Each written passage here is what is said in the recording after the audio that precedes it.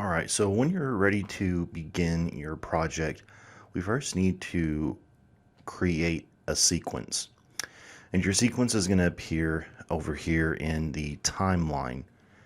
And it works very similar to any other timeline. We begin at 0. As we move from left to right, we can increase the time in whatever certain increments that that you choose. So first step in creating a sequence is to go to File, New, and Sequence. You're going to be presented with a number of different presets that are available. And you can go in and learn about all of these individually. However, there is an easier way to set up your sequence to match the specific dimensions and frame rate and time base of the video that you've shot. So for this one, I'm just going to randomly select this one and hit OK. So as you can see, it created sequence 02, and that is the name of it.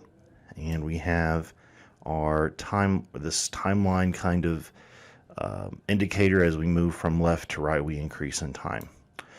So I'm going to go to my project bin, and I'm going to select one of the video files that I know I will be using. I'm going to click on it, and I am going to drag it into my sequence. And this is the really important part. It's going to say this clip does not match the sequence settings.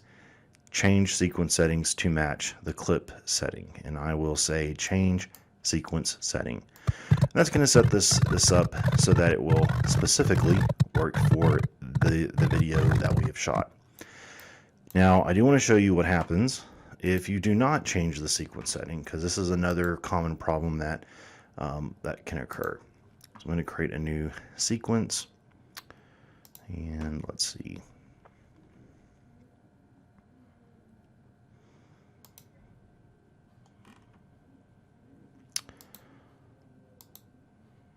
So in this example, I'm going to show you what happens when the dimensions aren't necessarily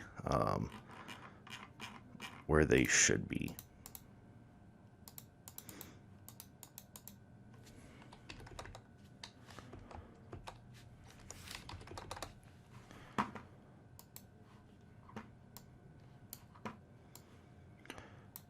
And so let's say I just say keep existing settings. So what happened was the original clip is much larger than what the dimensions of the sequence settings that we put in. And so here's a little trick. If we back out to 10%, double click in the in this preview area, we can actually see the bounding box for the original clip. It's very it seems much more larger than it is. So, you know, in this instance, I'd have to kind of size it down so that it fits within that box. Now, here's another common problem is when people see like black boxes around their video. That's another common mistake that people make. We want this to fill the dimensions of the sequence that we've created. So as a review, one more time, what needs to happen: File, New, Sequence. It doesn't matter which sequence you necessarily create or select right now.